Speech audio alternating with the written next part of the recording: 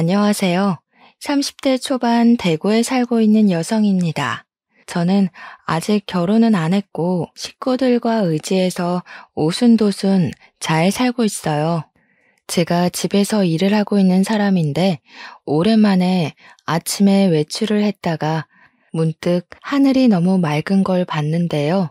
기분도 좋아지고 무엇보다 보고 싶은 사람이 생각이 나 하루 종일 마음이 묵직하더라고요. 잠깐의 외출로 생각난 그리운 사람이 제 머릿속을 떠나지 않아 글로 추억해 보려 합니다. 제 말도 안 되는 사연 한번 들어보고 가주세요. 저는 어릴 적 부모를 잃고 8살 차이 나는 언니와 함께 친척 집에서 컸어요.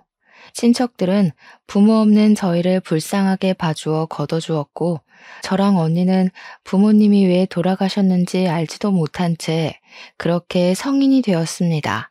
부모님이 돌아가신 건 저희가 굳이 묻지 않기도 했어요. 모두가 알아봤자 슬프기만 할 거잖아요.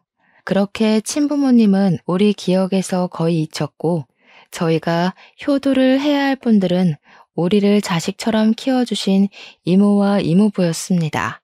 이모랑 이모부는 자식이 없어서 우리를 더 좋아해 줬어요. 이모 부부는 두 분 다 약사였던지라 부부 약국을 운영하셨습니다. 규모가 작은 약국이긴 했지만 그 동네엔 약국이 그것뿐이라서 운영이 잘 된 편이었죠. 저희는 이모 부부의 재력 덕분에 어렵지 않게 자랐어요. 부모님이 안 계시면 되게 힘든 여생을 보내는데 다행히 저희는 마음 좋은 이모 부부의 덕을 크게 봤습니다. 언니도 저도 하고 싶은 걸 하면서 컸는데 언니는 워낙 범생이라서 대기업에 한 번에 입사를 했어요. 언니는 대학을 졸업하자마자 돈 잘 버는 직장인이 되었습니다. 그런 언니는 제게 롤모델이나 다름없는 존재였지만 따라가기엔 제 의지가 한참 모자랐어요. 저는 하고 싶은 게 없어서 그저 사는 대로 대학을 졸업했고 집에서 쉬다가 평범한 회사원이 될 뿐이었습니다. 하지만 제게는 저만의 신념이 있었어요. 직장이 중요한 게 아니라 직장에서 번 돈으로 내 취미 생활을 하는 것에 더 중점 두고 싶었기에 크게 직업엔 관심 없는 편이었죠. 사실 언니도 돈 버는 것에 목적이 있어서 대기업을 목표로 들어간 겁니다. 언니가 되고 싶었던 건 돈을 많이 버는 사람이 되는 거였거든요. 그러니 어쩌면 우리 자매는 꿈보단 각자의 현실을 쫓는 사람이었다고 보는 게 맞을 듯 하네요. 언니 얘기를 더 해보자면 언니는 공부쟁이에다가 자기가 원하는 목표면 반드시 도달하려 피땀 흘리는 노력파였어요. 그래서 저는 솔직히 언니가 결혼 안 하고 자기 투자에만 욕심내며 살 줄 알았습니다.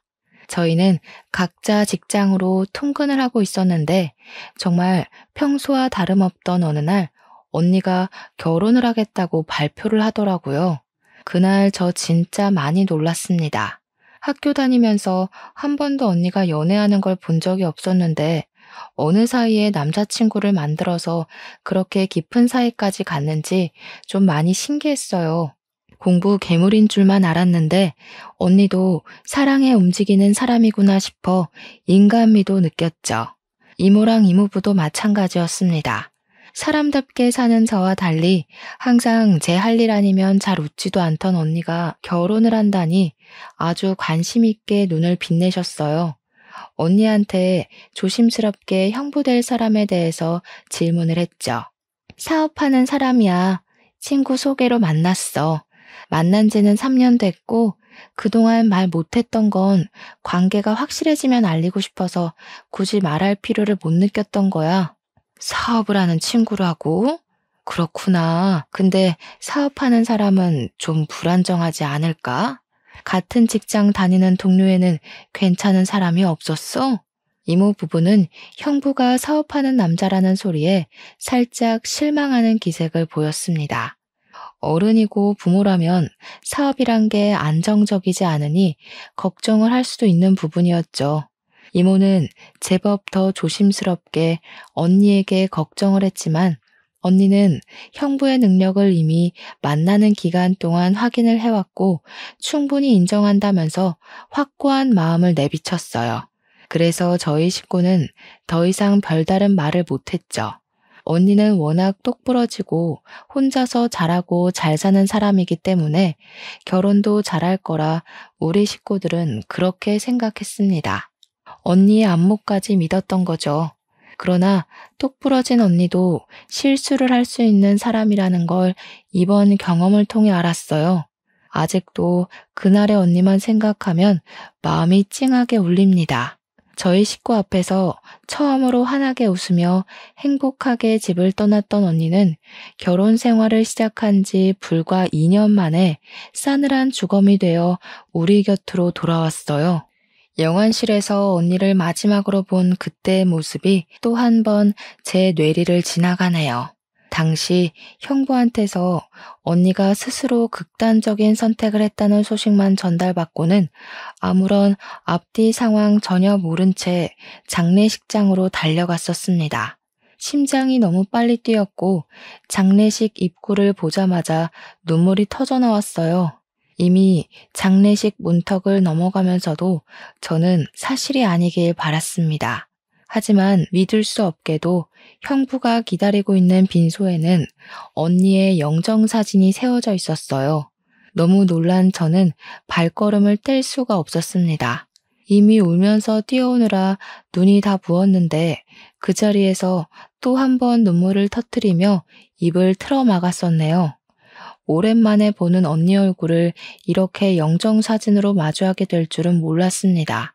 이모는 언니를 보자마자 주저앉아 오열을 했어요.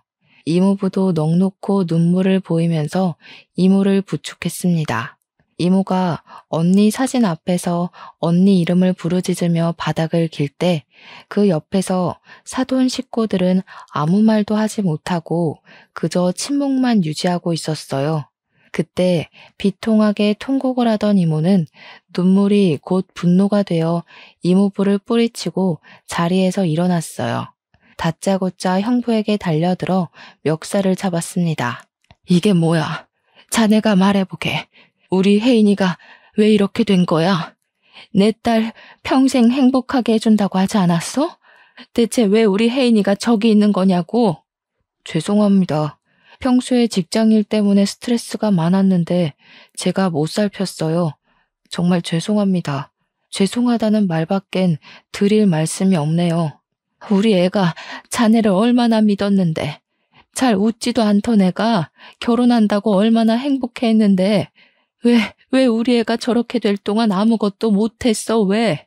언니가 말을 안 해서 저희 식구는 전혀 모르고 있었습니다. 형부 말에 따르면 언니가 결혼 생활과 직장 생활의 병행을 잘 적응 못해서 크게 힘들어했다고 하는데 상상도 못했어요. 언니는 펜으로 허벅지를 찔러가며 밤새 수능 공부를 할 때도 대기업 합격을 위해 대학과 학원을 병행하고 인터넷 강의까지 들으며 시간을 보냈을 때도 힘든 기색 하나 없었던 사람이에요. 쉬엄쉬엄 하라는 이모 말에도 체력이 남아 돈다며 오히려 이모랑 이모부의 걱정을 안심시켜주던 언니였습니다. 그런데 직장 다니면서 결혼 생활에 적응을 못해 극단적인 선택을 했다뇨. 그럼 직장이 힘들었다는 걸까요? 결혼 생활이 힘들었다는 걸까요? 강철 언니를 무너뜨리려면 어떤 영역이 얼마나 힘든 강도였다는 걸까요? 언니는 형부와 지내는 동안 시름시름 앓으며 간간히 안색이 안 좋은 게 보였는데 형부가 물어도 괜찮다고만 해서 형부도 그러려니 넘겼다고 했어요. 그러다 언니가 극단적 선택을 한 당일 주말 아침에 형부가 한 번 더 언니 안색을 걱정했고 병원 가자고 권유도 했다고 했습니다. 그때 언니는 그냥 아침 공기 좀 쐬고 오겠다고 집을 나갔을 뿐이고 그 이후 저녁까지 들어오지 않았다네요. 형부가 걱정이 돼서 뒤늦게 연락을 했지만 언니 폰이 집에 있다는 것도 그때쯤에 알았다고 했어요. 그래서 경찰에 신고를 했던 거고 언니가 주검이 되어 돌아왔다고 했습니다. 언니에게 그런 고충이 있는 줄도 모르고 그저 언니가 괜찮다고 하면 진짜 괜찮은 줄 알고 넘겼던 지난 과거까지 후회가 되었어요. 언니를 존경하기만 했지 단 한 번도 언니에게 위로를 줘야겠다는 생각은 못 해봤습니다. 제가 언니에 대한 관심이 부족해서 점점 시들어가는 언니를 일찍 발견해주지 못한 게 너무 미안했어요. 자라면서도 외롭게 공부랑 다투며 사람과의 추억도 제대로 못 쌓았던 우리 언니. 그런데 마지막 가는 순간까지도 누구 하나 손잡아주는 사람 없이 그렇게 홀로 쓸쓸히 갔네요. 하나밖에 없는 내 사랑하는 언니가 너무 불쌍해서 그날 빈소에서 참 많이 울었습니다. 사람이 울다가 죽을 수도 있다는 걸 느꼈을 만큼 고통스럽게 울었어요. 이모는 3일 내내 빈소를 떠나지 않고 자책을 했어요. 밥도 안 먹고 언니 사진만 바라보면서 자신이 조금 더 엄마처럼 품어줬다면 이렇게까지 슬픈 선택은 안 했을 텐데 하면서 끊임없이 죽은 언니한테 용서를 빌었습니다. 발인식이 오기까지 너무 짧은 시간이었어요. 사돈 어른들도 우리에게 면목이 없다면서 언니를 못 지켜줘서 미안하다고 하더군요. 올바른 애였으니까 좋은 곳에 갔을 거예요. 혜인이가 좀 똑똑한 아이입니까? 아마 그곳에 가서도 똑부러지게 잘 지내고 있을 거니 너무 자책은 하지 마셔요. 고맙습니다. 제가 너무 속상한 마음에 실언을 많이 했던 것 같은데 너그러운 마음으로 용서해 주세요. 그동안 우리의 좋게 봐주셨던 은혜 잊지 않을게요.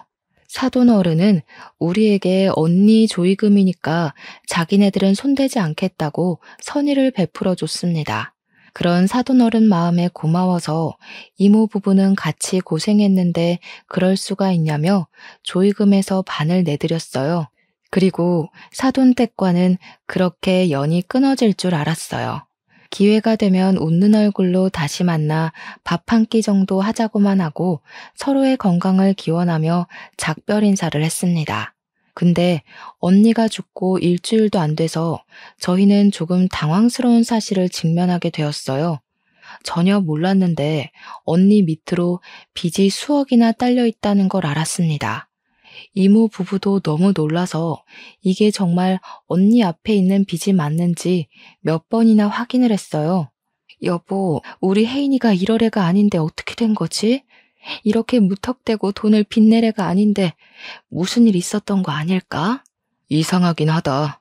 우리가 주는 용돈도 교재 사는 거 아니면 손도 안 대던 앤데 박서방은 뭐 아는 게 있으려나? 많이 이상했습니다. 이모 말대로 언니는 절대 빚을 낼 사람이 아니에요. 근데 대체 뭐가 아쉬워서 이렇게나 큰 돈을 빚냈던 걸까? 형부도 사업을 하고 있었고 언니도 대기업 팀장으로 승진해 돈도 더 많이 벌고 있었는데 말이죠. 또 집이 없는 것도 아니고 애가 있는 것도 아니었는데 대체 왜 이렇게 많은 빚을 낸 건지 아무리 고민해도 이해가 안 되었습니다. 언니가 워낙 자기 얘기를 안 하니까 이래저래 추측도 어려웠어요. 그러나 우리 식구가 몰랐던 고충이 있는 건 확실한 것 같더라고요. 단순히 직장과 결혼 생활 병행 때문만은 아닐 수도 있겠다 싶은 생각이 들었어요. 그래서 한날 제가 형부한테 전화를 걸었습니다. 형부, 언니가 직장 일이랑 결혼이랑 같이 감당하는 걸 힘들어했다고 했잖아요. 혹시 언니가 투잡 준비하고 있었어요? 언니 밑으로 빚이 13억이나 있더라고요. 알고 계셨나 해서요. 오, 그래? 몰랐는데? 세상에나 13억 적은 돈 아닌데 언제 그렇게 큰 돈을 빌렸지? 그것 때문에 그렇게 얼굴빛이 안 좋았구나. 아니, 어쩌다가 그렇게 많은 돈을 빚냈대? 모르겠어요. 저희 언니 워낙 돈 안 쓰는 거 형부도 알잖아요. 함부로 도전 같은 것도 안 하는 사람인데 어쩌다가 이런 건지. 일단 알겠어요. 형부도 뭐 들은 거 없다는 거네요. 제가 알아볼게요. 언니 사정을 걱정하는 것과 별개로 우선 저희 집은 그날로 언니 빚 때문에 집안이 파산나 버렸습니다. 이모 부부는 잘 되던 약국까지 팔아넘겨야 했고 갖고 있던 집값 높아서 집까지 팔아 빚을 메꿔야 했어요. 그 덕에 빚 반은 줄일 수 있었습니다. 이미 너무 많았던 빚은 반이 줄어도 생계에 위협될 만큼 많았어요.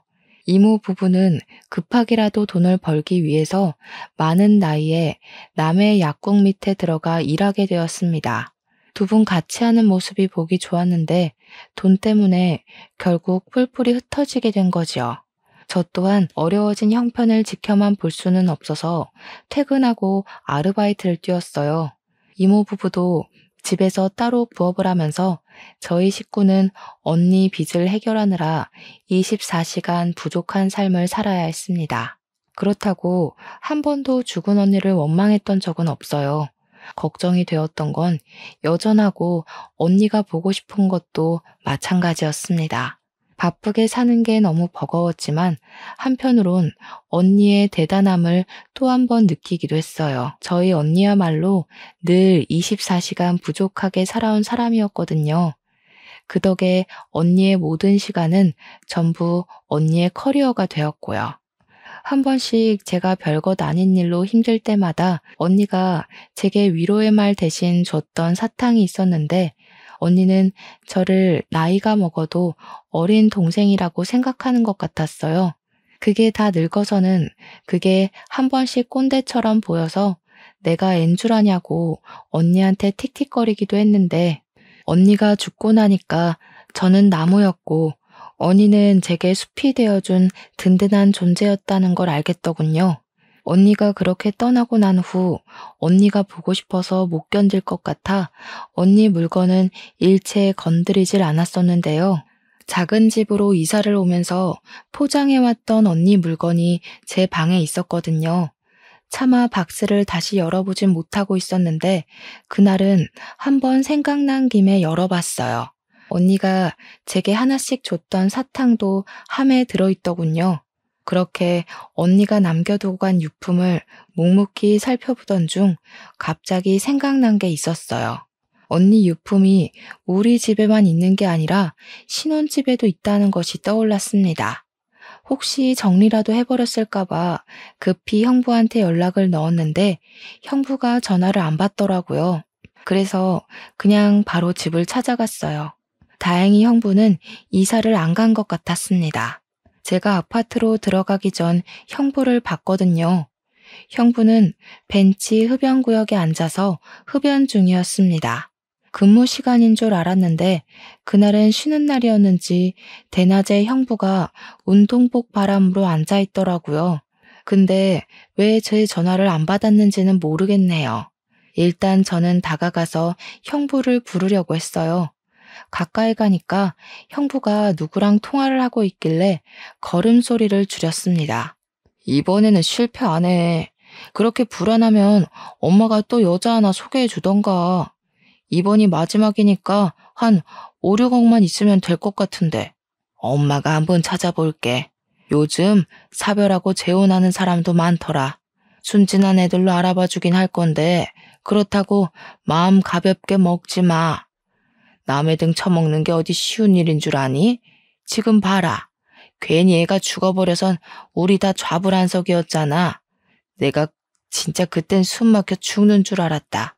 다음 여자는 안 죽게 할게. 한 번 당했으니까 두 번 실수는 안 하지. 근데 좀 많이 멍청한 애로 부탁해. 여자가 똑똑하니까 너무 피곤하더라. 알았어. 근데 엄마가 시킨 건 했어?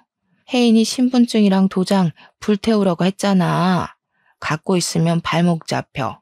마땅한 장소 못 찾겠으면 엄마한테 말해라. 어디 절에 가서 태워버리게. 듣고 저는 꼼짝도 못했습니다.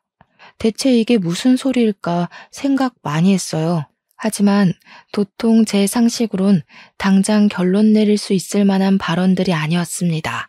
저는 결국 형부에게 달려들려다 말고 급히 숨어버렸어요. 그렇게 통화는 그냥 그대로 끝이 났는데 제가 나무 뒤에 숨는 바람에 형부가 혼잣말로 중얼거리는 것까지 듣고 말았는데요. 아, 겁나 똑똑한 년. 나 난감하게 만들려고 머리 많이 썼네. 아니지, 멍청한 건가? 지네 가족 거짓골로 할 것까진 생각 못한 거 보면. 형부는 혼자 낄낄대더니 담배를 끄고 다시 집으로 올라갔습니다. 이전에도 언니 죽음에 뭔가 의문이 있다고 생각은 했으나 알아내지 못했었어요. 그런데 형부 통화를 듣고 나서 그 부분에 대해 100% 확신이 들더군요. 왠지 그런 형부 모습을 동영상으로 찍길 잘했다는 생각을 하면서 저는 언니 유품 정리는 일단 뒤로 하고 그대로 집으로 돌아왔어요. 그렇게 방구석에 박혀 있는데 내내 형부랑 안싸돈의 목소리가 제 기분을 찝찝하게 만들었습니다.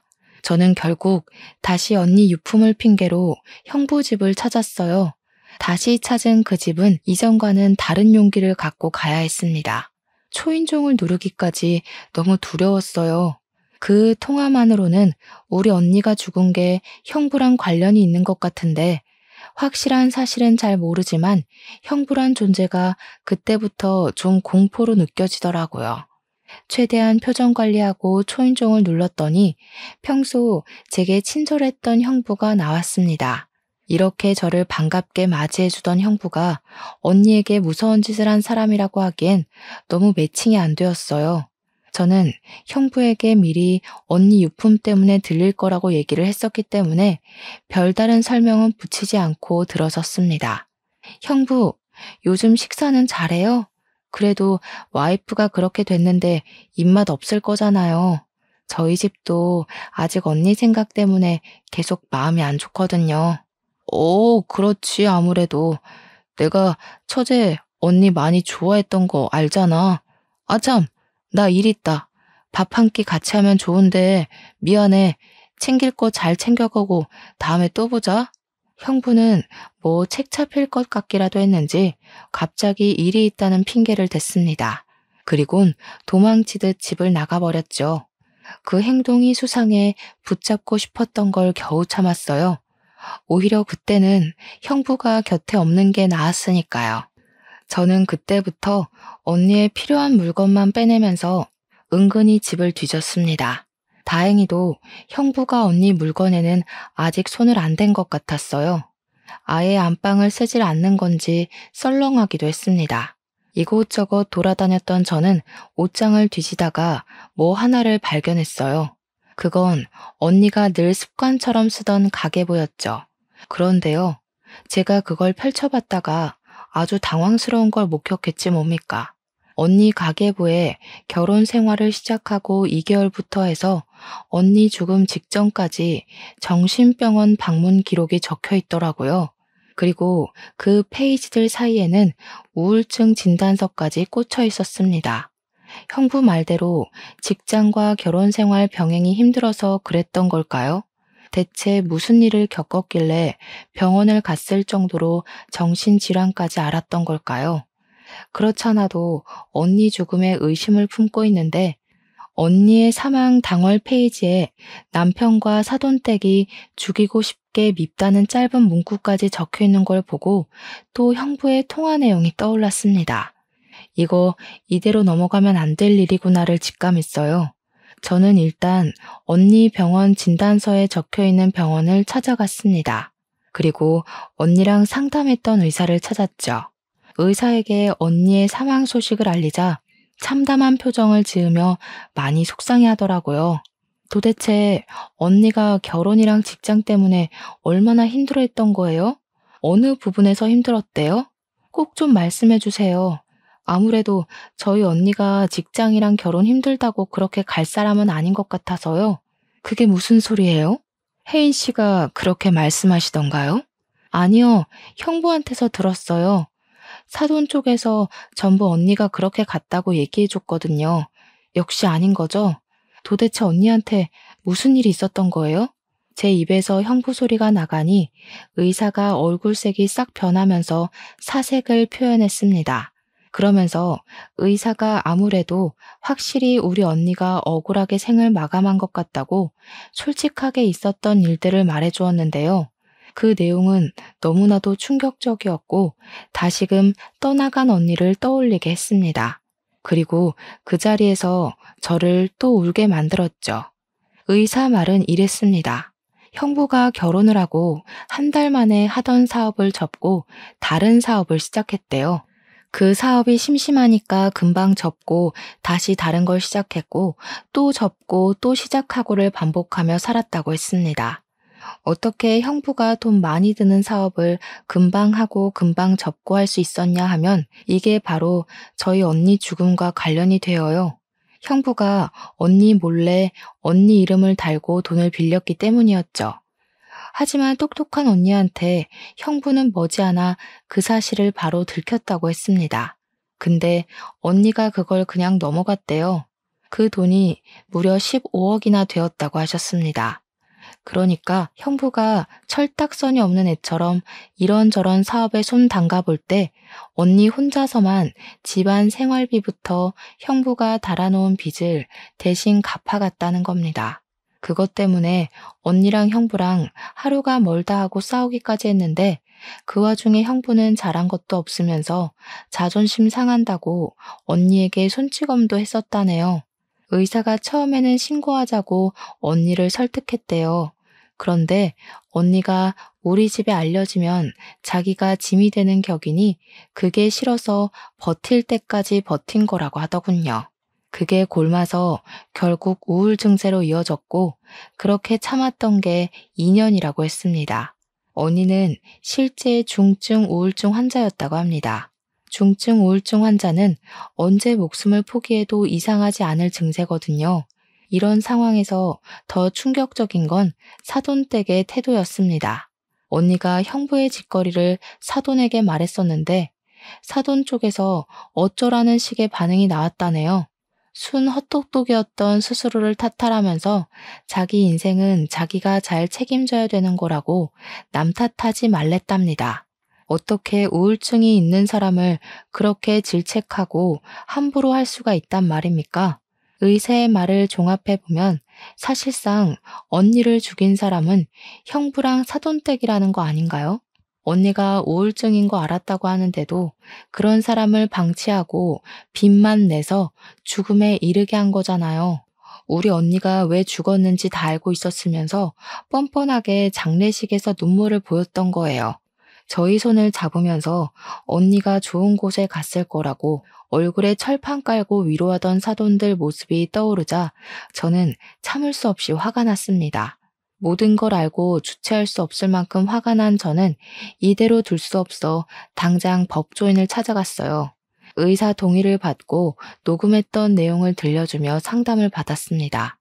인감도장이나 신분증을 훔친 사실을 입증할 수 있으면 사기죄와 사문서 위조죄로 고소할 수 있다고 하길래 저는 형부랑 안사돈이 통화하던 영상을 보여줬어요. 다행히 증거 채택이 가능할 것 같다고 하더군요. 그리고 저는 이 사실을 이모 부부에게 전달했어요. 이모 부부도 저처럼 꽤나 충격 먹으면서 머리 끝까지 화를 냈고 불쌍한 우리 언니가 생각나 눈물을 보였습니다. 내가 이놈들 싹 다 죽여놓을 거야. 어떻게 사람이 그렇게까지 버러지 같을 수가 있어?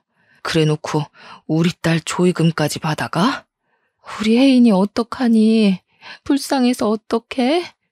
내가 정말 그놈들 머리털을 싹 다 뽑아버려야지. 우리 딸 억울하게 간 만큼 똑같이 울게 만들 거야. 지옥이 뭔지 내가 보여줘야겠어. 그렇게 저희는 무작정 사돈 어른이 일하고 있다는 부부 심리 상담센터를 찾아갔어요. 직업도 참 그 사람들한테 안 어울리는 옷이 아닙니까? 우리 언니를 죽게 하고 자기 아들과 사별시켜 놓은 사람들이 부부들을 대상으로 상담을 한다는 게 웃기잖아요. 여길 찾은 고객들은 여기 상담사들이 살인자인 줄도 모를 텐데 한시라도 당장 제가 알려주고 싶었어요. 그런데 더 어이없는 건 뭔 줄 아시나요?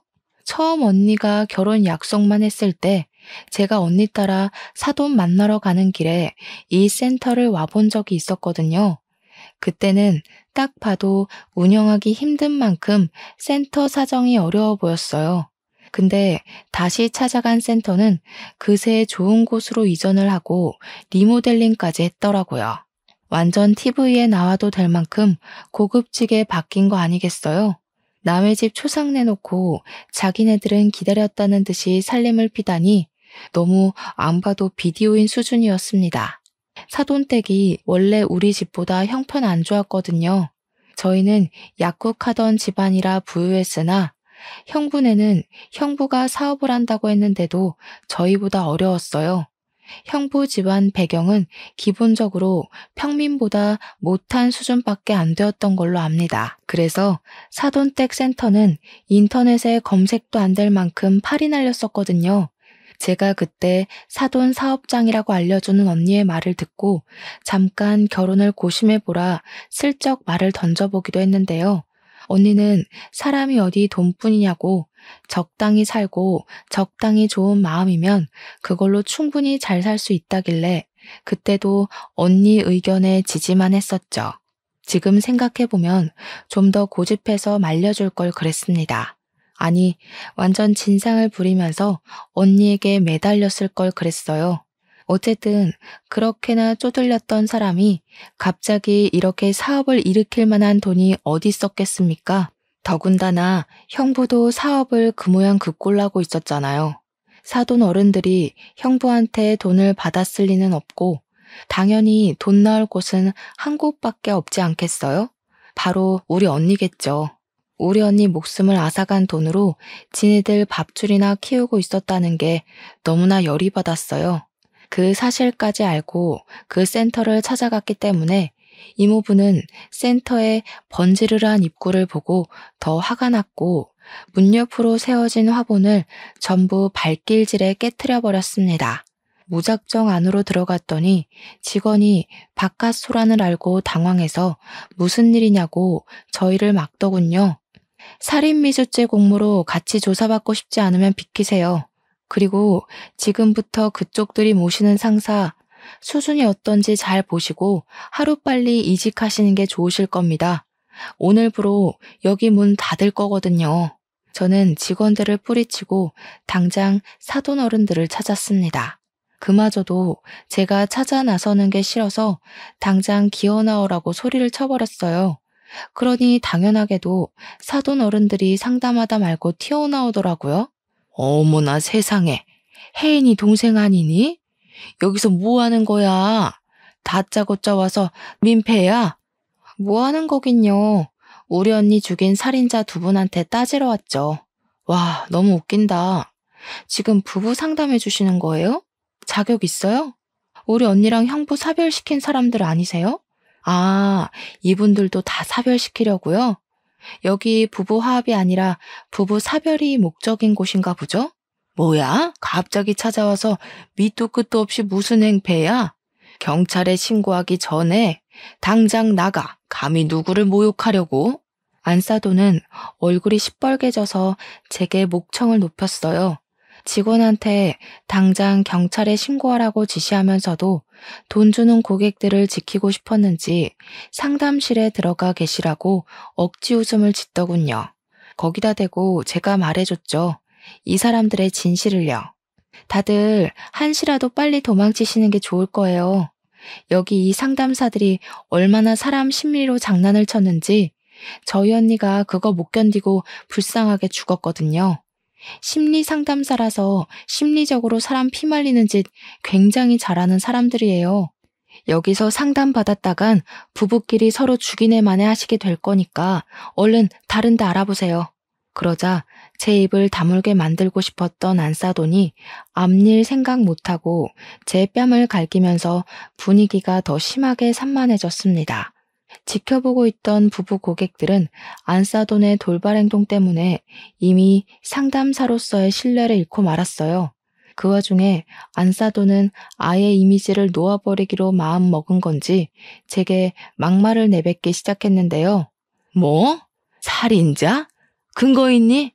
이렇게 개념 없이 덤벼들 거면 그만한 증거는 갖고 행패 부리는 거야? 어디 버르장머리 없게 두 눈 똑바로 뜨고 누명을 뒤집어 씌우려고 해? 네 언니 죽은 게 왜 우리 탓이니? 혼자 살기 싫다고 멋대로 죽은 언니한테 물어봐라. 우리가 죽으라고 떠밀었다니? 죽으라고 고사 지낸 것도 살인이나 마찬가지죠. 하긴 이렇게 철판이 두꺼워야 남의 명의 도용해서 수억대 돈을 빼낼 수 있었겠죠. 언니 목숨값으로 센터 이전도 하시고 명예도 얻으시고 앞으로 부자 될 일만 남을 줄 알았는데 제가 나타나서 좀 불안하시겠어요? 오죽했으면 사람도 많은데 제 뺨을 치셨을까? 얼마나 급하셨길래 그래요? 당장 나가. 네 언니 눈깔도 꼴도 보기 싫어서 잘 죽었다 싶었는데 어디서 똑같은 눈깔을 달고 와가지고 내 피를 말려? 내 센터에서 나가라고. 안사돈의 대사는 저보단 듣는 고객들에게 더 충격을 주었던 것 같습니다. 자기 분에 못 이겨서 스스로 성질을 드러내는 꼴이라니 이렇게 나와주면 제 입장에선 고마웠죠. 그 옆에서 바깥사돈은 급히 고객들을 진정시키며 자기들이 억울한 입장이라고 얘기를 했어요. 그러면서 나중에 홈페이지에다 상세 사과문 올릴 테니 집으로 돌아가 달라 부탁하고 있었습니다. 그러자 이모부는 역 같은 소리 제발 좀 그만하라고 바로 바깥사돈 멱살을 잡았어요. 감히 남의 집 귀한 딸 데려가선 시체로 돌려줘? 당신들이 그러고도 사람이야? 어떻게 사람을 죽여놓고 시치미를 뗄 수가 있어? 대체 우리가 뭘 했다고 이래요? 진짜 딸도 아니면서 오버하시네. 그 애가 왜 우리 때문에 죽어요? 쟤 혼자 나가서 죽은 거지. 말은 똑바로 해요. 사람들이 오해하잖아요. 선을 넘은 바깥사돈 말에 이모부는 결국 참지 못하고 주먹을 날렸습니다. 그걸 안사돈이 나서서 말리려고 하길래 이모랑 제가 안사돈을 붙잡았어요. 이모는 안사돈이 언니까지 죽게 한 걸로 모자라 제게도 손을 댄 것에 화가 나서 안사돈 머리채를 잡고 바닥에 넘어뜨렸어요. 당신들이 내 딸 앞으로 빚내고 죽음까지 몰았잖아. 당신들 먹고 살 궁리하느라 내 딸이 죽어가는데도 방치했잖아. 근데도 뭐가 잘못됐는지 몰라? 우리 애가 당신들 입으로 자백한 녹음 다 가지고 있는데? 그 자리에서 저는 바로 녹음을 틀어주었습니다. 그랬더니 사돈도 놀랐지만 누구보다 충격받은 부부 고객들 놀라서 당장 환불 요청하기 시작했어요. 그러면서 고객들은 사돈 어른들한테 쌍욕을 했고 그렇게 살지 말라며 경고를 때린 뒤 센터를 나갔습니다. 밖에서 센터 건물을 사진으로 대량 찍는 것 같던데 아무래도 SNS에 후기를 올리려고 하는 것 같았어요. 그때 정말 타이밍 기가 막히게도 룰루랄라 놀러온 형부가 센터를 들렀다가 내부 상황을 보고 당황하더군요. 저랑 저희 식구들을 보면서 순간 찔리는 게 있는지 바로 도주를 했습니다. 저 사람이 우리 언니한테 가장 큰 가해자였을 텐데 이대로 놓칠 수가 있나요? 저는 형부를 잡기 위해 곧장 쫓아갔어요. 그런데 역시 여자의 몸으로는 좀 역부족이더군요. 할 수 없이 바로 경찰에 신고를 했지만 경찰이 오는데 10분이나 걸리는 바람에 이미 도주한 형부는 당장 잡지 못했습니다. 하지만 저는 형부와 사돈 가족들을 전부 사기죄로 고소 진행부터 했어요. 신고 접수가 되자마자 당연히 수사가 진행되었고 다행히도 언니가 쓰던 가계부, 언니 명의의 통장, 그리고 그들이 태웠다고 발언했던 언니의 도장과 신분증이 전부 증거물과 증언이 되어서 경찰에게 제출되었어요. 언니 신혼집 침대 밑에서 언니 휴대폰도 발견됐다고 하더라고요. 거기에는 언니랑 사돈댁과 형부랑 통화하면서 다퉜던 내용이랑 빚 가지고 신랑이 벌이는 정황들까지 전부 녹취록으로 남아 있었습니다.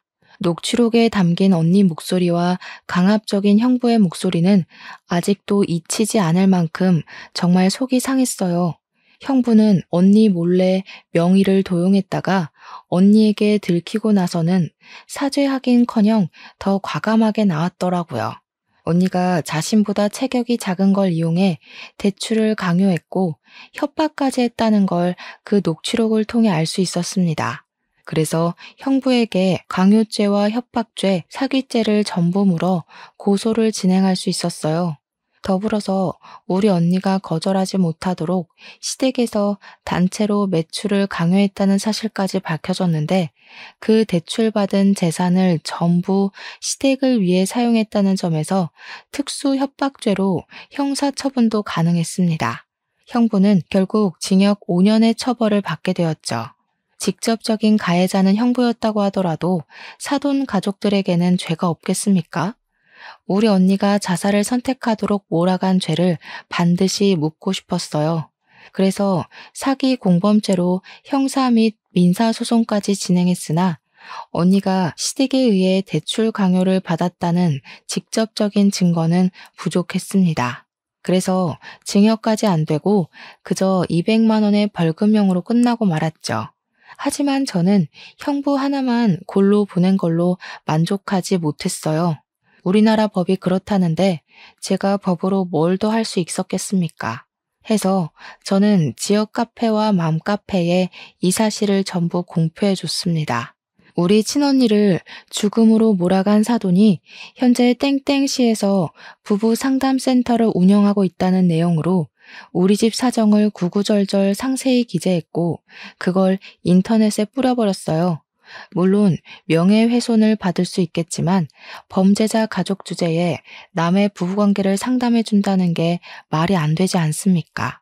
이 소식을 전해들은 카페 회원들은 다 같이 분노를 해주었습니다. 역시 엄마들의 힘은 대단한 건지 사돈댁 일이 소문나는 건 정말 삽시간이었어요.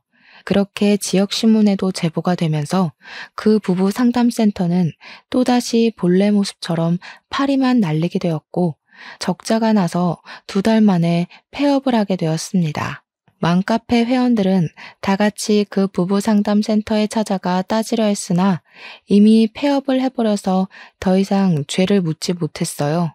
사돈댁은 일이 제법 커지고 더 이상 사회가 손가락질하는 그 압박을 견디기 힘들었는지 저희 식구에게 사과를 하고 싶어 했나 봅니다.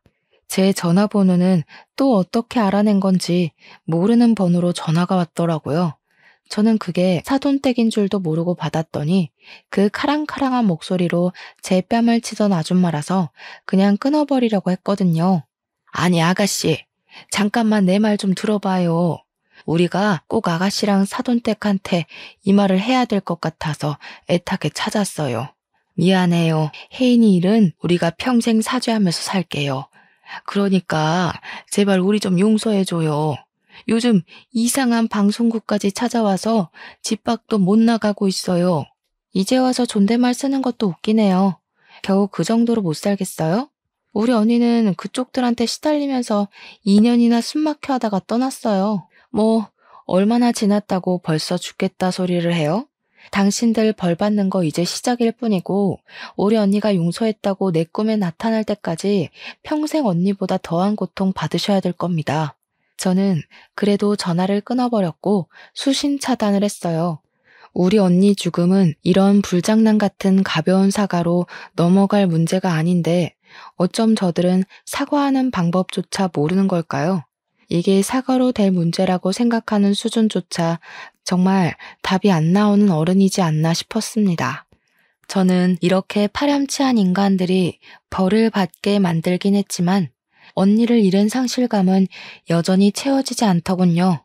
제가 언니에게 조금 더 관심을 가지고 살았다면 이런 일이 안 벌어졌을까 싶으면서 뒤늦은 후회만 오더라고요. 우울증에 정신과 약까지 복용했는데 동생인 제가 몰라준 게 얼마나 한심합니까? 이렇게 한 달이 건넌 가족관계에도 발등 찍힌 것이 너무 억울하고 서러운데 우리 언니는 제가 아팠던 것보다 더 아팠겠죠. 모든 것이 다 정리가 된 그날 가장 큰 공허를 느꼈네요. 끝장을 봐서 다행이다 싶으면서도 이대로 그들에게 준 벌이 끝나버린 것이 싫기도 하는 이중적인 마음도 들었고요. 그냥 문득 언니가 보고 싶어서 이랬다 저랬다 하는 것 같습니다. 하늘에서 언니가 저를 꼭 지켜보고 있었길 바래요.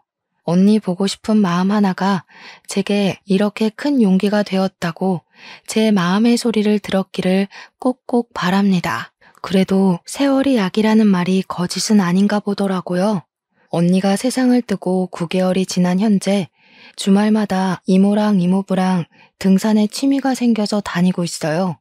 등산할 때 체력적으로 힘이 드니까 딴 생각을 안 해서 좋더라고요.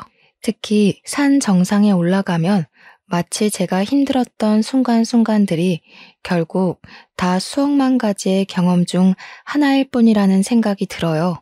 그만큼 언니가 보고 싶은 그리움과 슬픔보다는 언니와 좋았던 추억이 제 마음에 더 크게 자리 잡는다는 거죠.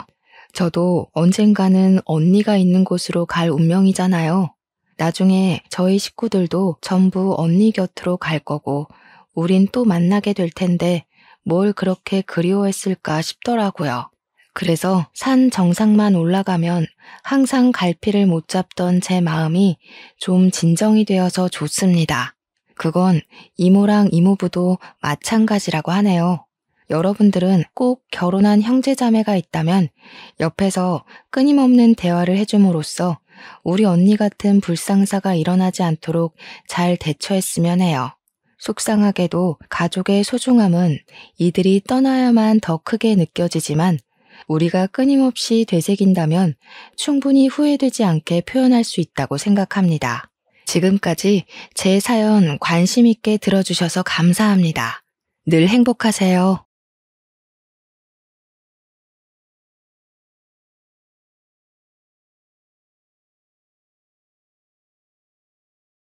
안녕하세요.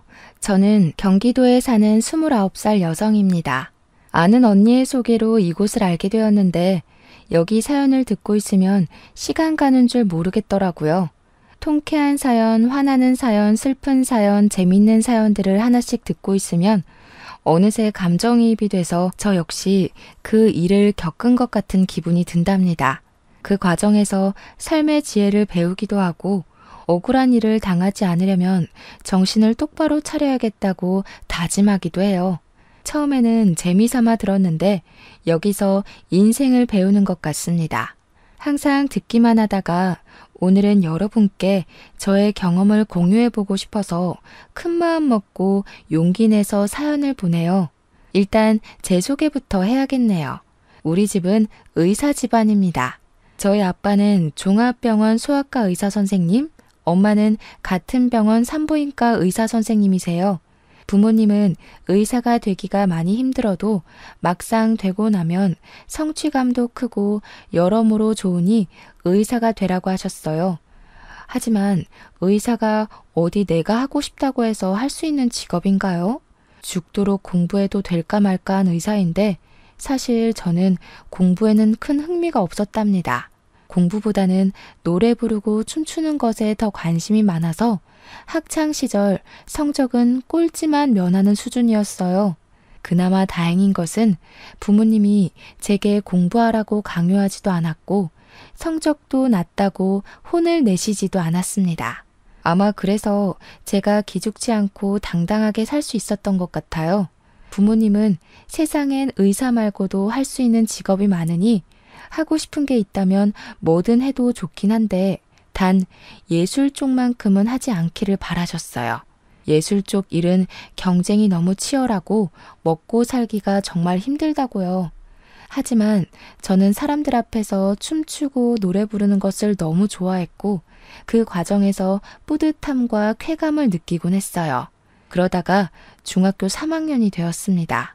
저는 부모님의 뜻대로 일반 고등학교로 진학하려고 했는데 음악 선생님이셨던 담임 선생님이 제가 노래를 부르고 춤을 추는 모습을 보시고는 일반 고등학교로 가기에는 실력이 아깝다며 예술 고등학교 진학을 적극적으로 권장하셨습니다. 부모님께선 절대 안 된다고 했지만 선생님은 제가 딱 한 번만 도전해 볼 수 있도록 도와달라고 하셨어요. 사실 저도 일반 고등학교보다는 예술 고등학교에 가고 싶던 터라 부모님께 한번 해보고 안 되면 깔끔하게 포기하고 공부만 하겠다고 하며 부모님을 설득했습니다. 어렵게 부모님께 허락을 받고 예술 고등학교 면접을 보러 갔는데 대기실에서 다른 친구들의 모습을 보니 노래도 잘하고 춤도 잘 추고 끼가 정말 많아 보였어요. 반면에 저는 일반 중학교에 다니고 제대로 노래나 춤에 대해 배워본 적이 없는 터라 같이 면접 보는 친구들과 너무 비교되었답니다. 그래도 쉽지 않게 얻은 기회이니 제대로 해보자 싶어 제가 할 수 있는 한 최선을 다해 면접을 봤어요. 하지만 제가 스스로 생각하기에도 너무 부족해 보였답니다. 역시 나는 안 되겠다고 생각하고 부모님도 저도 깔끔하게 포기했는데 며칠 뒤 놀랍게도 합격했다는 연락을 받았어요. 그렇게 얼떨결에 예고에 입학하고 친구들과 함께 연습하며 실력을 쌓아 고등학교 졸업 후 수도권 4년제 대학교 뮤지컬과에 입학하게 되었답니다. 지금은 유명하지는 않지만 1년에 한 편에서 2편 정도는 조연으로 공연하는 뮤지컬 배우로 활동을 하고 있어요. 지금부터 1년 전 제가 원하던 공연의 오디션에 합격하여 정신없이 공연하고 있었습니다. 공연의 마지막 날 같이 무대를 섰던 배우, 무대 뒤에서 열심히 뛰었던 스태프들과 함께 회식했어요. 회식하다가 저와 친하게 지냈던 스태프 중에 한 분이 대기업에 다니는 자신의 형과 제가 잘 어울릴 것 같다며 한번 만나보라고 하더라고요. 솔직히 아직 나이가 20대이고 저는 소개팅으로 사람을 만나는 것보다는 오랜 기간을 두고 천천히 사람을 알아가는 것이 더 좋아서 싫다고 했습니다. 그러나 그분은 계속 자신의 형과 너무 잘 어울릴 것 같다며 만나보라고 했어요. 너무 거절하는 것도 예의는 아닌 것 같고 어차피 공연 끝난 직후에는 딱히 할 일이 없어서 소개팅하기로 했습니다. 스태프분은 자신의 형 이름과 연락처, 나이를 저에게 알려주었어요. 그의 이름은 이진영이었고 나이는 저보다 2살이 많았습니다. 연락처를 등록하니 카톡에 사진이 뜨길래 사진을 보니 외모가 배우 못지않게 잘생겼더라고요.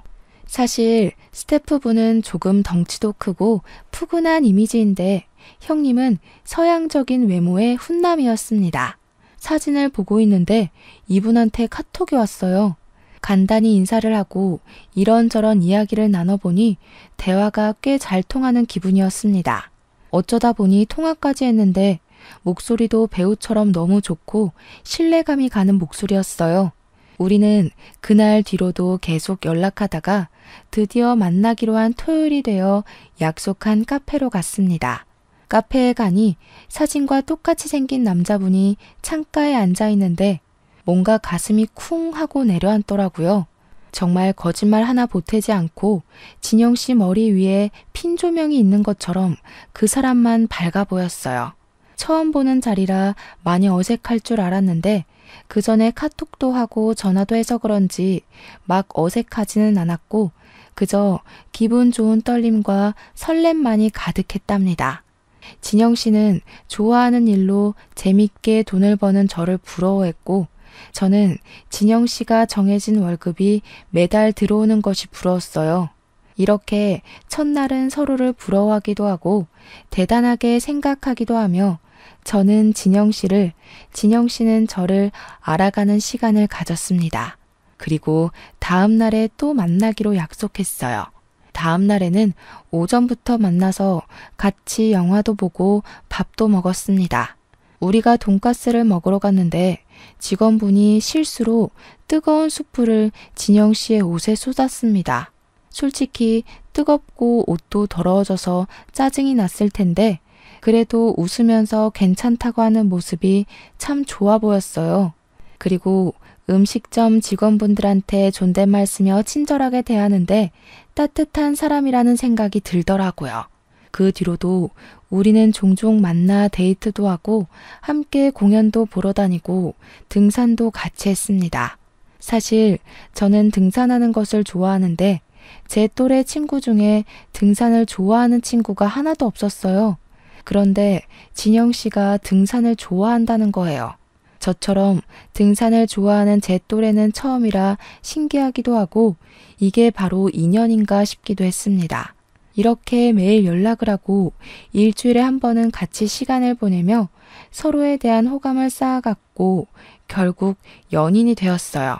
저와 진영 씨는 모든 면이 잘 맞았는데 딱 2가지가 거슬렸어요. 첫 번째는 저녁만 되면 연락이 아예 되지가 않았습니다. 하루는 너무 답답해서 왜 저녁만 되면 연락이 되지 않냐고 물으니 집에 부모님이랑 같이 있기도 하고 저녁 때는 이것저것 공부도 해서 연락하기가 힘들다는 거예요. 처음에는 조금 이해가 가지 않았지만 어른들과 같이 살기도 하고 본인의 미래를 위해 공부도 해야 하니 그럴 수도 있겠다고 생각했어요. 그리고 두 번째는 데이트하는데 휴대전화를 자주 받습니다. 도대체 무엇을 보고 있는지 물어보니 코인에 투자해서 돈을 벌고 있대요. 저는 코인에 투자하다가 잘못되면 다 잃는 거 아니냐고 했는데 소액으로 공부해가면서 조심히 하고 있어서 그동안 손해본 것은 없다고 했습니다. 그래도 제가 걱정을 하니 진영 씨는 요새는 월급만으로는 살 수 없다며 투자도 해야지 돈을 번다고 했어요. 그러면서 빨리 돈을 많이 모아서 저와 결혼하고 싶다고 하더라고요. 사실 우리가 만난 지 얼마 되지 않았기에 그때는 결혼이라는 단어가 참 부담스러웠습니다. 하지만 만나면 만날수록 대화가 잘 통했고 같이 있으면 재밌었기에 진영 씨를 향한 제 마음이 점점 더 깊어져 갔어요. 진영 씨 역시 저에 대한 마음이 깊어졌는지 저에게 결혼 이야기를 계속했습니다. 결국 우리는 만난 지 6개월 만에 결혼까지 생각하고 집에 정식으로 인사드리게 되었어요. 먼저 진영 씨가 우리 집으로 인사를 드리러 왔는데 저의 부모님은 제가 일정하게 정해진 급여를 받는 직업이 아니다 보니 남편은 일반 회사원을 만났으면 좋겠다고 생각하셨는데 딱 그런 사람을 데리고 오니 너무 좋아하셨어요. 이어서 제가 진영 씨의 집으로 인사를 드리러 갔는데 진영 씨의 부모님은 우리 가정에 연예인이 들어오냐며 아주 많이 반가워하셨답니다. 그런데 진영 씨의 집을 구경하다가 보니 진영 씨의 방에 살림살이나 옷이 거의 없더라고요. 사람이 사는 방인데 너무 허전해 보여서 왜 이리도 뭐가 없냐고 물으니 조금 당황해하는 것 같았습니다. 처음에는 대답하지 않으려 하다가 제가 계속 물어보니 사실 자기가 방에 짐을 두는 것을 싫어해서 다 다락방에 넣어놨다고 해요. 그리고 원래부터 패션에 관심도 많이 없고 회사만 다니다 보니 옷도 거의 없다고 했죠. 제가 남자 형제가 없어서 잘 모르기는 하지만 뮤지컬을 할 때 남자 배우나 스태프분들을 보면 거의 매일 똑같은 옷을 입고 오긴 했습니다. 그 모습을 생각해 보니 진영 씨의 방이 이렇게 허전한 게 이해가 가더라고요. 아무튼 우리는 문제없이 결혼 승낙을 받았고 이제는 예비 남편이 된 진영 씨와 저는 함께 결혼을 준비하기 시작했습니다. 먼저 우리의 신혼집과 혼수를 어떻게 마련할지에 대해서 이야기했어요. 저는 결혼할 때 신혼집과 혼수를 반반씩 하는 것이 좋다고 말하며 그동안 제가 모은 돈을 공개했습니다. 사실 저는 공연이 있을 때는 뮤지컬 배우 일을 하지만 공연이 없을 때는 많은 아르바이트를 했어요. 배우라는 직업이 다양한 삶을 표현해내야 하잖아요. 관객이 충분히 공감될 만한 연기를 하기 위해서는 최대한 많은 경험을 하는 것이 좋을 것 같아 음악학원 강사부터 편의점, 식당, 택배 아르바이트 등 어지간한 아르바이트를 다 했어요. 그리고 어린 시절부터 세뱃돈이나 용돈을 받으면 다 차곡차곡 모아둬서 그동안 통장에 모아둔 돈이 7천만 원 정도가 있었습니다. 또한 결혼하면 부모님이 2억 정도는 보태주실 수 있다고 하셨어요. 반면에 예비 남편은 그동안 모아둔 돈이 1,000만 원이 다였습니다. 대기업이면 월급도 많이 받을 텐데 그동안 받은 돈 다 어디로 썼냐고 물었더니 부모님 생활비와 병원비 드리고 남동생 용돈도 줬다고 했어요. 그리고 얼마 전에 코인을 하며 돈을 좀 잃어버려서 지금 이거밖에 없다는 거예요. 결혼하는데 돈이 다는 아니지만 그래도 현실적으로 적지 않은 비중을 차지하기에 조금 걱정이 되었습니다.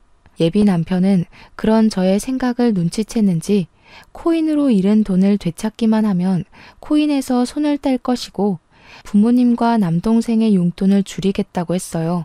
그러면서 예비 시아버지는 지금 아파트에서 경비 일을 하고 계시지만 젊은 시절 대기업에서 근무하셔서 그때 모아둔 돈도 있고 퇴직금도 있어서 부모님의 노후는 걱정이 없고 남동생도 꾸준히 일하고 있으니 앞으로 돈 때문에 많이 힘든 일은 없을 것이라고 했습니다. 저는 예비 남편이 모은 돈이 생각보다 너무 없어서 조금 걱정되긴 했지만 부모님의 노후 걱정은 하지 않아도 된다고 하고 예비 남편은 대기업에 다니니 큰 문제가 없다고 생각했어요. 신혼여행은 예비 남편이 회사 일이 바빠서 계속 연락을 주고받아야 하니 외국은 안 될 것 같고 제주도로 가자고 했습니다. 내심 해외로 가고 싶었으나 제주도를 한 번도 못 가봐서 남편의 뜻에 따르기로 했네요. 그리고 원래는 예단 같은 것은 하지 않기로 했었지만 부모님은 그래도 할 것은 해야 나중에 할 말 다 하고 산다며 예단을 하라고 하셨어요. 그래서 예비 시부모님께 1,000만 원을 드리고 정장에 명품 가방까지 드렸습니다. 원래 예단비 1,000만 원 드리면 봉채비로 절반 정도 다시 돌려주신다고 하던데 그런 건 없었어요. 주시면 감사하겠지만 다시 받으려고 보낸 건 아니기에 그냥 그러려니 했답니다. 우리의 결혼 준비는 큰 싸움 없이 아주 무난하게 잘 진행되었어요. 드디어 결혼식 날이 되었습니다. 하객들이 오시는데 제 쪽과 남편 쪽 하객의 분위기가 너무 달랐어요.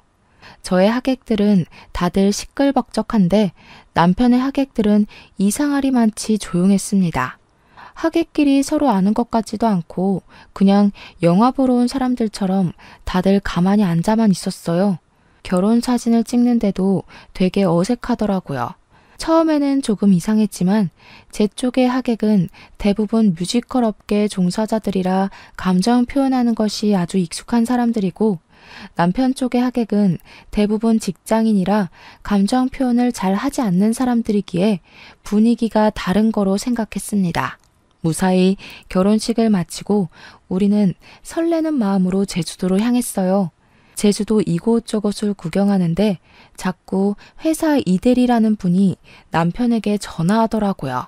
남편은 이대리님한테 전화가 오면 회사 일이라 옆에 누가 있으면 불편하다며 혼자 몰래 가서 통화했습니다. 그리고 새벽에도 일어나서 자꾸 핸드폰을 확인하는 바람에 깊은 잠을 자지 못했어요. 도대체 뭘 보길래 잠을 자지 않냐고 짜증을 내니 그동안 물린 코인을 탈출할 수 있는 날이 얼마 남지 않았다며 조금만 이해해달라고 했습니다. 신혼여행을 왔는데 자꾸 회사 사람들과 연락만 하고 코인창만 들여다보고 있는 남편을 보니 연애 시절에 따뜻하고 자상하고 세심했던 그 남자는 어디에 갔나 하는 생각이 들었어요. 후회되긴 했지만 그래도 이미 제가 선택한 남자인 걸 어찌합니까? 그저 빨리 코인이 팍 올라서 잃은 돈을 다 찾기만을 바랐네요. 이렇게 그다지 기분이 좋지 않은 신혼여행을 마치고 시댁에 인사를 드리러 갔습니다. 시댁에서는 시부모님과 우리를 연결해 주신 도련님이 여행 잘 다녀왔냐고 하시며 음식을 잔뜩 준비해 주셨더라고요. 저녁 식사를 마치고 시댁에서 하룻밤 자기 위해 남편이 지내던 방에 짐을 푸는데 남편이 시부모님과 잠깐 대화할 것이 있다고 시부모님 방으로 건너갔습니다. 같이 가려다가 좀 불편할 것 같아서 그냥 혼자 방에 있다가 먼저 잠이 들어버렸어요. 그러다가 목이 말라서 깼는데 남편이 어느새 들어와 제 옆에서 자고 있더라고요. 저는 남편이 깰까봐 조심히 방문을 열어 거실로 나왔습니다. 시부모님이 주무시는 줄 알았는데 큰 방에서 대화 중이셨어요. 작게 이야기하시는 것 같았지만 너무 조용한 새벽이라 소리가 아주 잘 들렸습니다. 대충 들어보니 저와 남편에 관해 이야기하는 것 같아서 몰래 들었는데 진영이와 고은이가 어쩌고 저쩌고 하시더라고요. 제 이름은 이다은이고 남편에게 여자 형제도 없는데 고은이는 누구지 싶었다가 어르신들은 사람 이름을 잘못 부르시곤 하시니 그저 제 이름 다은이를 고은이라고 잘못 말했겠거니 하고 말았답니다. 다음날 시댁에서 나와 우리의 신혼집으로 갔습니다. 집에 오자마자 남편과 짐을 정리하는데 남편이 표정이 어둡길래 무슨 일 있냐고 물었어요. 아버지가 이번에 퇴직금이랑 그동안 모아둔 돈 모아서 주식 투자를 했는데 다 날리셨대. 지금 아버지 일하는 곳에서 가불은 안 된다고 하는데 부모님한테 1,000만 원 정도 빌려드릴 수 없을까? 아버지 월급으로 생활비가 조금 부족해서 그래. 주식 투자? 하나도 남기지 못하고 다 날리신 거야? 1,000만 원이 적은 돈도 아니고 꽤 큰 돈인데 그걸 어떻게 빌려드려. 그리고 예단비 1,000만 원 얼마 전에 드렸잖아. 그 돈으로는 뭐 하신 건데? 예단비 1,000만 원까지 다 주식에 넣으셨나 봐. 아버지는 불릴 생각으로 한 건데 그게 그렇게 됐어. 어차피 우리 이제 결혼했고 가족이니 한 번만 도와주라. 그래도 1,000만 원은 너무 커. 1,000만 원 들였다가 그대로 다 날리면 우리 생활도 어려워진다고. 설마 우리 부모님이 1,000만 원 다시 안 갚으실까 봐 그래? 너무 이기적인 거 아니야? 나는 장모님이나 장인어른이 이런 상황이면 바로 돈 드릴 거야. 이기적? 솔직히 우리 부모님한테도 1,000만 원 빌려드릴 때는 조심스러운데 결혼한 지 10년이 된 것도 아니고 지난주에 결혼했는데 바로 1,000만 원을 빌려달래니 좀 그렇네. 그럼 뭐 지금 결혼하자마자 이혼이라도 하겠다는 거야 뭐야? 이혼하자는 게 아니라 금액이 워낙 큰 돈이고 당황스러워서 그런 거지. 일단 생각 좀 해볼게. 예비 남편은 신혼여행을 마치고 일상으로 돌아오자마자 1,000만 원이라는 큰 돈을 빌려달라고 했습니다. 저는 정말 빌려주기 싫었지만 우리는 결혼을 한 사이이고 시부모님이 경제적으로 힘들면 아무래도 우리 사이도 좋지는 않을 것이니 일단 지금은 도와드리기로 했어요. 그러나 1,000만 원은 너무 큰 돈이니 500만 원만 드리고 다시는 이런 식으로 돈 빌리는 건 안 된다고 신신당부하며 남편에게 주었습니다. 그러면서 남편에게도 코인으로 돈을 잃을 수도 있으니 빨리 코인 정리하라고 했어요. 남편은 제게 너무 고맙다고 하며 다시는 이런 일 없을 것이라고 맹세했습니다. 다음 날이 되었어요. 남편은 회사에 출근하고 저는 집에서 혼자 신혼집 청소를 하고 있었습니다. 집에 있는데 시어머니가 반찬을 가득 챙겨서 오셨어요. 아무래도 제가 음식을 하지 못할 것 같아서 반찬 좀 몇 개 만들었다고 하시며 냉장고에 넣고 바로 가실 것이라고 했습니다. 만들어주신 반찬을 건네받았는데 게장이 있더라고요. 사실 저는 갑각류 알레르기가 있어서 게장을 먹지 못합니다. 어머니, 사실 저 갑각류 알레르기가 있어서 게장을 먹지 못해요. 생각해서 해주셨는데 못 먹어서 어째요? 갑각류 알레르기? 너 저번에 식당에서 게장 나왔다고 엄청 좋아했잖아. 네? 제가 어머니와 같이 식당에 갔던 때는 상견례 때뿐이었고 거기서는 게장이 나오지 않았었는데요. 그랬지. 내가 다른 아이랑 착각했나 보다. 게장은 다시 들고 가마. 내가 갑자기 은행에 갈 일이 있어서 나 간다. 청소 열심히 하렴. 저는 차나 커피라도 드리려고 했는데 시어머니는 후다닥 나가버리셨습니다. 그런 시어머니의 모습을 보니 기분이 묘하더라고요. 전날 시댁에서도 그러고 오늘도 그러고 시댁 가족들과 남편 모두 저한테 뭔가를 숨기는 것 같았거든요. 그런데 그 뒤로 남편의 행동은 너무 수상하고 이상했습니다. 일단 제가 혼인신고를 하자고 했는데 자꾸 바쁘다는 핑계로 나중에 하자고 했어요. 혼인신고 말만 나오면 자꾸 뒤로 미루자고 늦게 해도 상관없다고 했습니다. 또한 남편은 연애 시절부터 지금까지 회사 지인들이나 친구들을 제게 한 번도 소개해주지 않아서 남편 주변에 아는 사람이라곤 시부모님과 도련님밖에 없었어요. 그리고 우리는 신혼인데도 남편이 집에 잘 들어오지 않았습니다. 일주일에 3번은 들어오지 않았는데 그 이유는 야근하고 너무 늦어서 회사 당직실에서 잠을 잔다는 거예요. 대기업이라 월급을 많이 주니까 그만큼 일을 많이 부려먹는구나 싶다가도 결혼 전에는 야근을 한 번도 안 하던 남편이 결혼 후 자꾸 야근한다니 뭔가 서운하더라고요. 하지만 그래도 우리의 미래를 위해서 열심히 돈을 벌고 있다고 생각하며 남편에게 서운한 내색은 하지 않았습니다. 그렇게 한 2주일이 지났어요. 그날도 야근하느라 밤에 집에 못 오고 회사 당직실에서 잔다는 남편을 위해 정성스럽게 도시락을 만들어 몰래 회사 앞으로 갔습니다. 5시 반에 회사 앞에 도착해서 남편에게 전화했는데 일하느라 바쁜지 전화를 받지 않더라고요. 회사 앞에 작은 공원이 있어서 그 앞에서 기다리다가 6시가 되어 사람들이 많이 나오는데 그 사이에 남편이 있는 겁니다. 처음에는 저녁을 먹으러 가나 했는데 가만히 보니 가방을 들고 누가 봐도 퇴근하고 있는 모습이었어요. 저한테는 분명히 야근하고 당직실에서 잔다고 했는데 그런 모습으로 나오니 뭔가 이상하더라고요. 저는 어디로 가는지 몰래 뒤따라가 보려고 했으나 남편이 먼저 저를 발견해 버렸습니다. 남편은 저를 보고는 못 볼 것을 본 것처럼 깜짝 놀라더라고요. 저는 남편한테 오늘 야근한다더니 어디 가느냐고 물었습니다.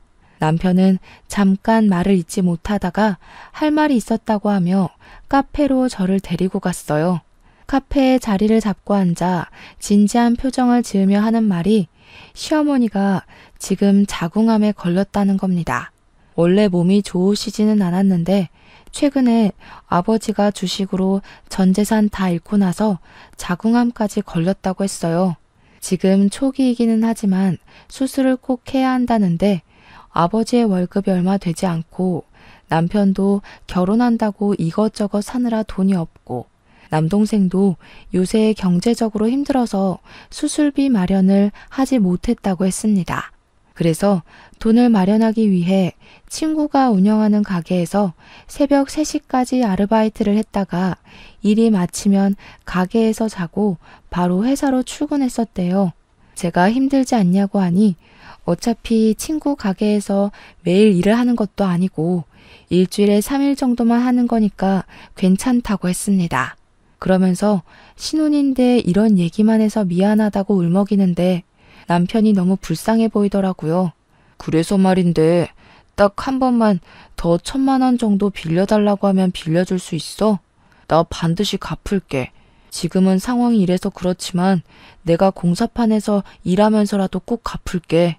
솔직히 조금 빌려주기 그렇긴 하지만 일단 편찮으신 어머니 수술은 해야 하니까 돈 빌려줄게. 대신에 이번엔 차용증 쓰자.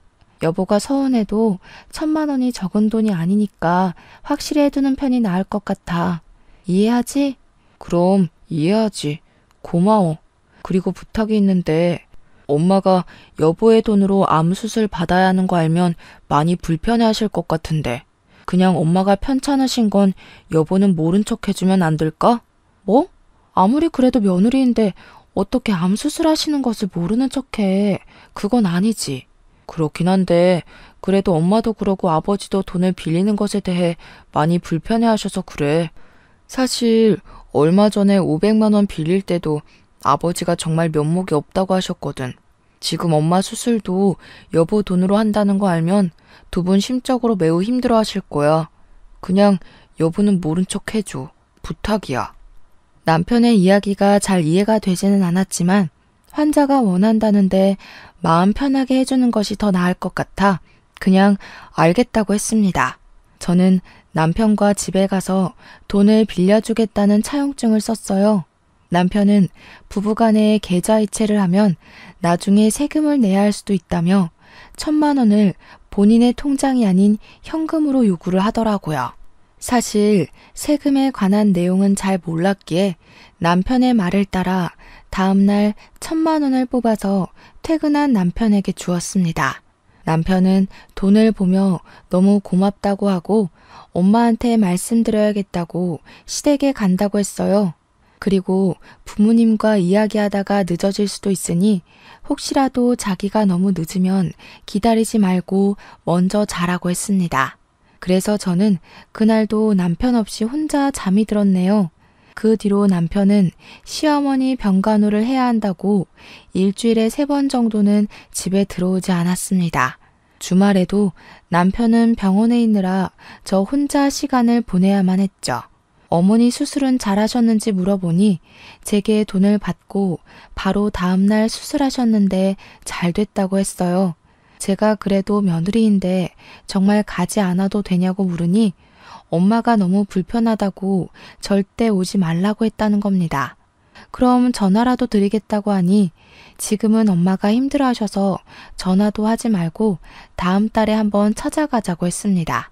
그렇게 한 달 정도가 지났어요. 뮤지컬 오디션 공고가 떠서 오디션 준비를 하는데 소아과에서 근무하시는 아빠한테 전화가 왔습니다. 제가 전화를 받자마자 대뜸 아빠는 혼인신고 했냐고 물으셨어요. 남편이 바빠서 혼인신고는 하지 않았는데 왜 그러시냐고 물었더니 병원에 5살 정도 되는 남자아기가 입원했는데 남편이랑 너무 똑같이 생겼다는 것이에요. 세상에 닮은 사람들이 많이 있으니 그럴 수도 있다 치지만 문제는 이 아이의 차트를 보니까 세대주가 남편 이름, 즉 이진영으로 되어 있다고 합니다. 회진을 돌 때마다 항상 엄마만 있어서 이 아이의 아빠는 보지 못했지만 뭔가 느낌이 이상하다는 거예요. 병원에 있으면서 한번 예의주시하며 볼 테니 저도 혼인신고는 하지 말고 그냥 있으라고 하셨어요. 일단 알겠다고 하고 끊었는데 제 눈으로 확실히 확인해 봐야겠다는 생각이 들어 아빠가 근무하시는 병원으로 달려갔습니다. 아빠가 말씀하셨던 아이를 보니 정말 남편이랑 너무 똑같이 생겼더라고요. 그리고 아이의 엄마로 추정되는 여자는 지쳐 보였습니다. 저는 아이 엄마에게 다가가서 혹시 이진영이라는 사람을 아시느냐고 하며 남편과 저의 결혼 사진을 보여줬어요. 그랬더니 깜짝 놀라며 우리 아이 아빠인데 당신은 누구시냐고 물었습니다.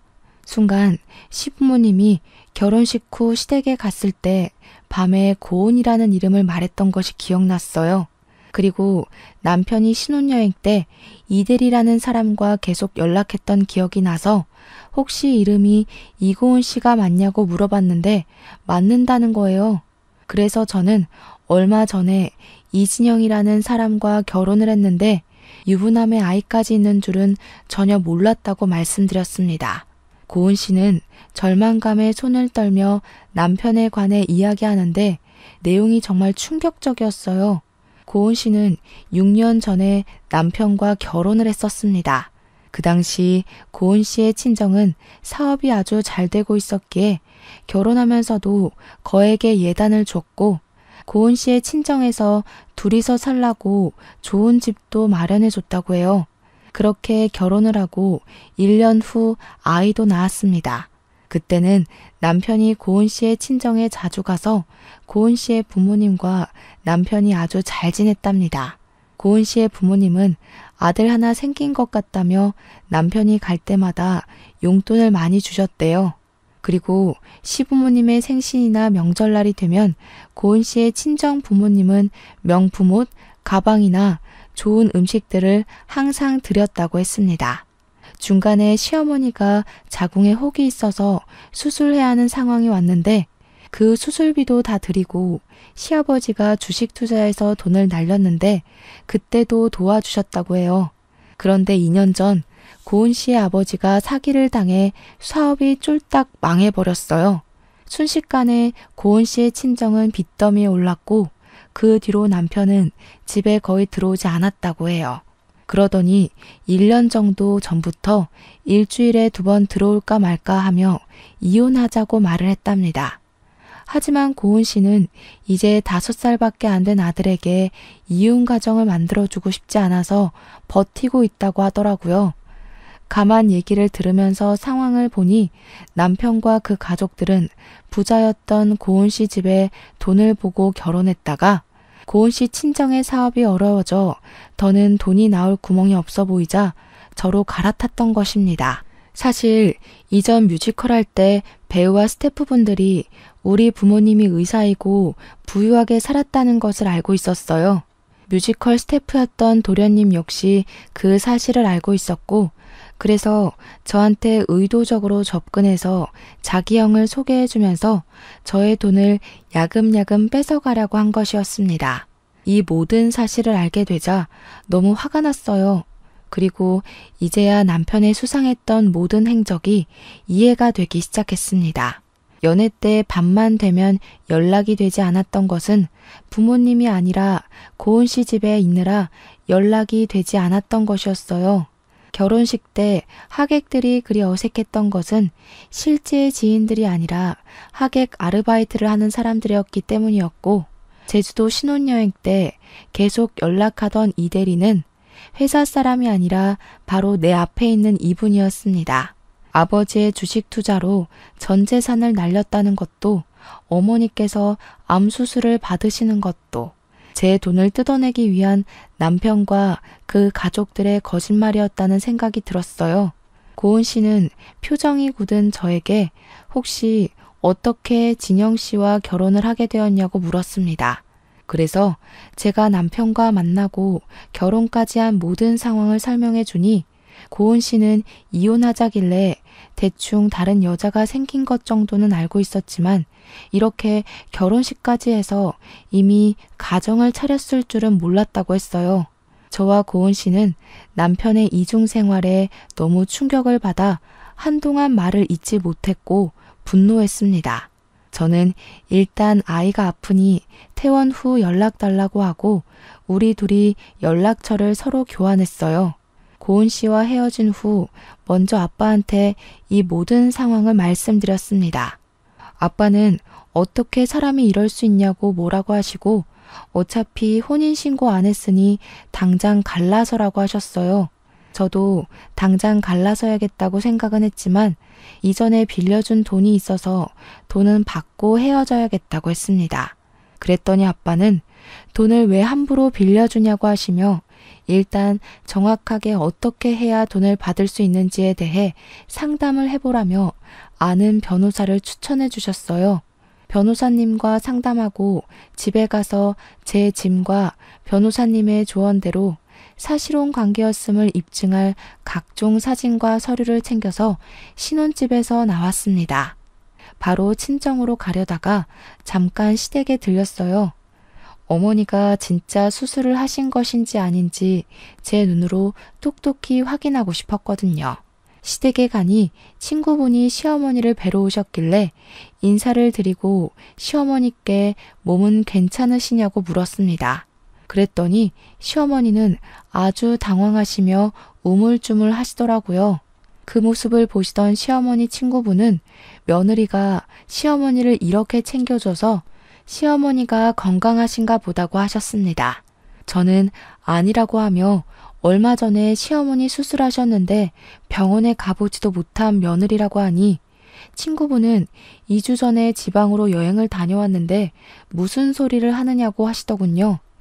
예상은 했지만 역시 어머니의 암수술도 다 거짓말이었습니다. 저는 그 집에서 나와 친정집에 가는데 남편과 그 가족은 사이코패스가 아닐까 하는 생각이 들었어요. 아무리 돈이 궁해도 그렇지 어떻게 멀쩡한 사람이 암에 걸렸다고 거짓말까지 하면서 이러는지 참 이해가 가지 않더라고요. 정말 정신 나간 놈 같았고 이 가족들과 연을 끊어야겠다고 생각했네요. 친정에 와서 마음을 겨우 가라앉히고 있는데 저녁 시간이 되니 남편이 왜 집에 없느냐고 전화가 왔습니다. 저는 혹시나 하는 마음에 남편과의 통화 내용을 녹음하기 시작했어요. 나 친정이야. 그런데 너 혹시 고은이라는 여자가 누군지 알아? 고은이? 나야 모르지. 왜? 아버지 병원에 너랑 똑같이 생긴 아이가 입원했다고 하지 뭐야. 그래서 내가 오늘 그 아이 보러 갔는데 그 아이 이름은 은호이고 그 엄마 이름이 이고은 씨더라.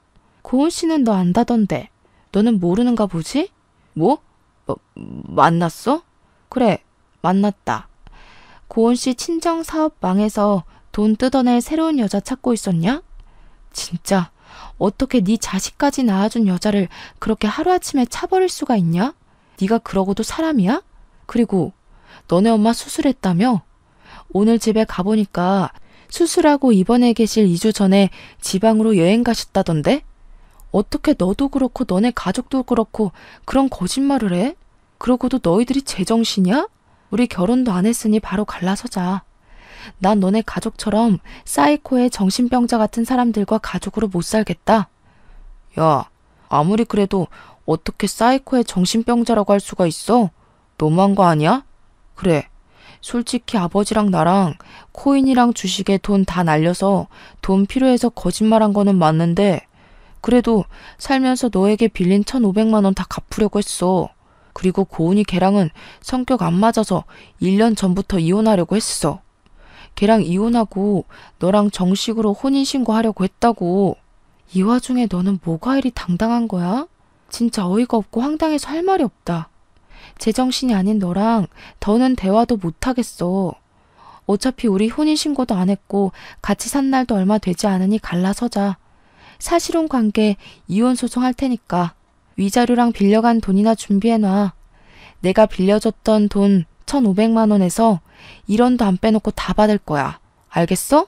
이 상황에서도 당당하게 목소리만 큰 남편이 진절머리 나게 싫기도 하고 제정신이 아닌 것 같아 무서웠습니다. 남편에 대한 진실을 아시게 된 부모님은 그래도 아이가 없을 때 이 사람의 실체를 알게 돼서 천만다행이라고 하시며 위로해 주셨어요. 다음 날 저는 아침이 되자마자 사실혼 관계였음을 입증할 각종 사진이나 서류들을 챙겨서 다시 변호사 사무실로 갔습니다. 변호사님이 이 정도면 충분하다고 하며 바로 소송을 진행하자고 하셨어요. 소송비를 지급하고 친정집으로 갔는데 남편이 친정집 앞에서 기다리고 있더라고요. 남편은 분노에 가득 차서 저를 발견하자마자 화를 버럭버럭 냈습니다. 야, 너 어떻게 사람이 좋다고 할 때는 언제고 인제 와서 갈라서? 어이가 없어서. 내가 그년이랑 이혼하고 정리하고 온다잖아. 그 조금도 못 기다리냐? 꼭 이렇게까지 해야겠어? 어이? 어이가 없어? 어이는 내가 없어야지. 너는 아직 이혼이 완료도 되지 않은 상태에서 날 속인 주제에 뭘 잘했다고 큰 소리야? 이 정도면 가족 사기단 아니야? 진짜 너를 믿고 너와 함께 보낸 내 지나간 시간이 아깝다. 뭐? 가족 사기단? 너 말대로 이혼 먼저 하고 재혼하는 게 맞긴 하지만 어차피 이혼할 거 먼저 재혼한 다음에 이혼한 게 그렇게 죽을 죄야? 순서만 바뀌었는데 그게 왜 사기야? 그래, 오늘 그냥 너 죽고 나 죽자.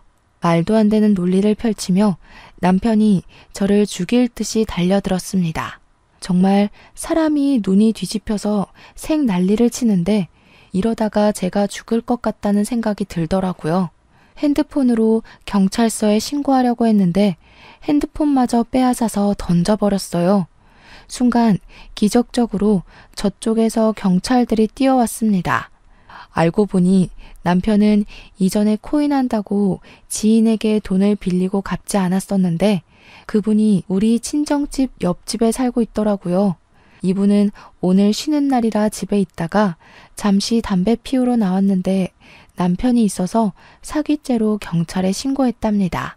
그런데 남편이 저를 때리려 하고 윽박 지르고 소리를 지르자 이분이 모든 상황을 다 녹화해 두셨어요. 그 덕에 남편은 폭행죄로 벌금형까지 받았고 저는 남편에게 접근금지 신청을 했습니다. 그리고 모든 영상을 제출하여 아주 수월하게 이혼 소송까지 진행할 수 있었어요. 남편의 과실이 확실하고 같이 산 날이 2달 정도밖에 되지 않아서 재산 분배고 뭐고 할 것도 없더라고요. 그리고 저는 빌려줬던 1,500만 원과 함께 위자료도 받았답니다. 저의 상황이 다 해결되고 나니 고은 씨가 생각이 나서 한번 연락해봤어요.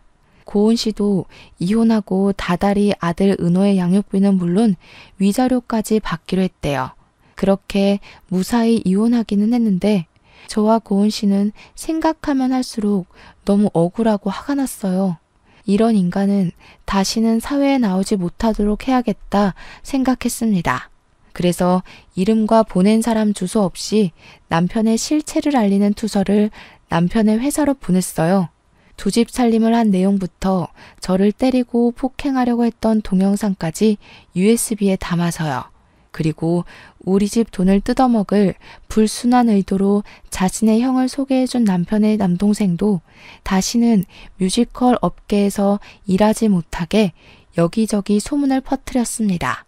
솔직히 이런 사람들에게 속아 넘어간 저 자신이 너무 미련하고 바보 같아서 말하기 참 부끄럽지만 그래도 그 집이 다시는 일어서지 못하게 하고 싶었어요. 저의 투서로 전 남편은 회사에서 잘리고 전 남편의 동생은 뮤지컬 업계에 안 좋은 소문이 퍼지면서 이쪽 일은 이제 아예 못할 것이라고 해요. 아버지는 여전히 경비일 하시기는 하지만 그래도 상황이 여의치 않아 지금은 내 식구가 원룸에서 살고 있다고 합니다. 반면에 고은 씨는 받은 위자료에 양육비로 나름 편하게 살고 있어요. 요새 저와 고은 씨는 서로 연락하며 지내고 있고 가끔 시간이 맞을 때 우리의 전 남편을 안주 삼아 술 한잔하는 친구 사이가 되었답니다. 이렇게 저는 결혼한 지 2개월 만에 헤어졌어요. 저의 결혼 생활은 100일도 안 되는 아주 짧디 짧은 기간이었지만 너무 충격을 많이 받아서 죽을 때까지 평생 잊지 못할 것 같습니다. 사연을 쓰면서 그때의 상황을 다시 돌이켜보니 사랑의 눈이 제대로 멀어서 똥인지 된장인지 구별을 하지 못했네요. 아직도 그때의 생각을 하면 저 자신이 답답하고 미련해서 욕이 나올 지경이지만 이번 일을 통해 호되게 인생을 배웠다고 생각하고 앞으로는 정신 차리고 씩씩하게 살아나가려 합니다. 다음에는 이런 답답한 사연이 아닌 속이 뻥 뚫리고 좋은 내용으로 찾아뵙고 싶습니다. 그런 날이 오기를 간절히 기대하며 저의 이야기 마치려고 해요. 지금까지 들어주셔서 감사합니다.